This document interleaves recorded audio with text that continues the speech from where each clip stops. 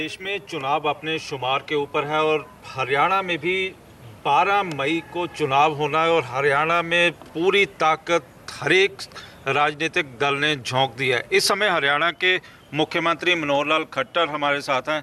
खट्टर साहब, 10 सीटें हैं और लगातार ही हर एक पार्टी दावा कर रही है कि 10 जीतेंगी, चाहे इनेलो हो, चाहे कांग्रेस हो, जेजेपी हो, सारे 10 सीटें बता रहे हैं। देखिए, दावा करने में भले सब लोग 10 सीटों का दावा करें, उसमें मुझे कोई आपत्ति नहीं है, लेकिन वास्तविकता क्या है इसके लिए हमको स्वयं इसका आकलन करना होगा। आखिर जनता में जिस प्रकार का एक वातावरण बना है उसको भांपने के लिए आप सब लोग, मीडिया के लोग भी जाते हैं, हम पार्टियों के लोग भी जाते हैं, इंडिपेंडेंट सर्वे भी होते हैं और सब तरफ से जो जानकारियाँ मिलती हैं और उसमें से जो एक विश्वास हमारा बना है कि भारतीय जनता पार्टी की इस समय बढ़त है और देश भर में लोगों ने मन बना लिया है कि देश के अगले प्रधानमंत्री श्री नरेंद्र मोदी होंगे। तो ये जब मन बनाया है तो निश्चित रूप से भारतीय जनता पार्टी हरियाणा में निश्चित रूप से हमारी सीटें जो है पहले से वो बढ़ाएगी और मेरा तो दावा ये है कि 10 की 10 सीटें हम जीतेंगे। ऐसा ही मैंने पहले भी कहा था कि सारे सियासी दल 10 सीटें ही बता रहे हैं। हाँ, तो मैं बता रहा हूँ ना, केवल सियासी दल बता रहे हैं ऐसा नहीं है, बाकी लोगों का बताना क्या है। मेरा अगर इसमें स्पष्ट कहना हो कि आप मीडिया के लोग जो कभी भारतीय जनता पार्टी की 2 सीटें बताते थे, फिर 5 बताते थे, फिर 7 बताते थे, अब 9 बताने लग गए हैं। तो जो 9 बता रहे हैं और हम 10 बता रहे हैं तो अंतर तो इतना ही है। योगी आदित्यनाथ बजरंगबली अली की बात करते हैं, कहाँ तक, क्योंकि जिस तरह से हमारे समाज में है, तो क्या ये आपको वाजिब लगती है? क्या कहते हैं योगी जी? योगी जी अली और बजरंगबली की बात करते हैं।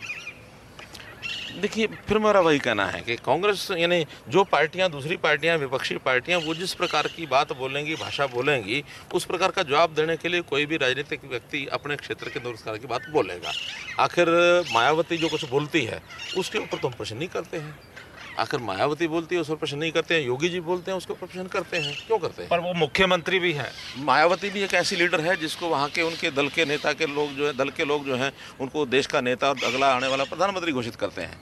तो मायावती अगर ये बोले वो सही है और योगी जी बोले तो गलत है, ये कहाँ का उत्तर? आप मानते हो कि प्रधानमंत्री को भी राफेल के मामले पर देश को अपनी स्थिति क्लियर कर देनी चाहिए? क्लियर की हुई है, उन्होंने एकदम क्लियर की है कि आखिर जो एक राफेल के जो कांग्रेस इतने सालों तक देश की सुरक्षा की परवाह किए बिना इस राफेल को सौदों को पूरा नहीं कर पाई और अगर हमारे यहाँ सरकार ने उसको पूरा किया है तो एक अपना काम, अपना दायित्व समझते हुए पूरा किया है। प्रधानमंत्री ने सारी बातें अपने कई इंटरव्यू में स्पष्ट कर दी। लेकिन लगातार ही कांग्रेस और दूसरी पार्टियां प्रधानमंत्री के ऊपर अटैक भी कर रही हैं कि चौकीदार चोर है। मेरा कहना है कि विपक्षी पार्टी कुछ भी बोलेगी उससे हमें कोई बहुत बड़ी चिंता नहीं है। जनता क्या समझती है, हमारी चिंता ये है। और जनता जो है आज अपने आप को भारतीय जनता पार्टी की इस नारे के साथ या प्रधानमंत्री जी की इस भूमिका के साथ जनता ने अपने आप को जोड़ लिया है। केवल प्रधानमंत्री जी चौकीदार कह रहे हैं अपने आप को, ऐसा नहीं है। आज देश का बच्चा बच्चा कहता है कि मैं चौकीदार हूँ। यदि आपकी स्टेट की बात की जाए तो कौन से वो मुद्दे होंगे जो इस समय एक दूसरे को टारगेट करेंगे?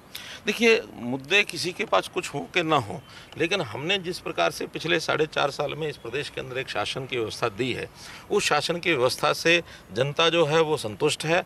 और जनता को जब हमने कहा था कि भ्रष्टाचार को हम दूर करेंगे, भ्रष्टाचार को हमने काफ़ी हद तक कंट्रोल किया है। हमने एक पारदर्शी शासन दिया है, गरीब के कल्याण के नाते से बहुत सी ऐसी योजनाएँ बनाई हैं, चाहे वो केंद्र सरकार की हो, चाहे हरियाणा सरकार की हो, कि एक शासन की व्यवस्था कैसी होनी चाहिए, जनता उसको निश्चित रूप से पसंद कर रही है और करेगी। लेकिन जो अपोजिशन है, अपोजिशन आरोप लगा रही है कि माइनिंग के रिकॉर्ड तोड़ दिए गए, सुप्रीम कोर्ट को टिप्पणी तक करनी पड़ी। कोई टिप्पणी सुप्रीम कोर्ट ने नहीं की है। उस जो टिप्पणी की है उसको उठा करके देखें, उसमें निश्चित रूप से इन लोगों के समय में जो माइनिंग इन्होंने बंद की थी, और बंद करने के पीछे कारण क्या था उनका, सीधा सीधा कि 2 नंबर का काम करते रहे, अवैध माइनिंग चलती रहे और इनके घर भरते रहे। हमारा रिकॉर्ड उठा करके देख लीजिए कि इनके समय में माइनिंग के माध्यम से जो ऑक्शंस होती थी और उसके माध्यम से जो रेवेन्यू इकट्ठा होता था, आज उससे 6 गुना रेवेन्यू आ रहा है। हमने माइनिंग की सारी व्यवस्थाओं को ठीक किया।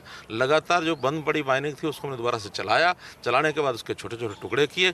अब उस माइनिंग के काम करने में, बिजनेस करने के लिए लोग आएंगे, कोई भी आए तो बिजनेस जो करता है वो उस माइनिंग के माध्यम से अपने जनता के लिए या जहाँ आवश्यकता होती है इंफ्रास्ट्रक्चर के लिए, लोगों के कंस्ट्रक्शन इंडस्ट्री के लिए वो माइनिंग का सामान बेचता है। तो ये बिजनेस है, सब लोग करते हैं, कोई भी कर सकता है।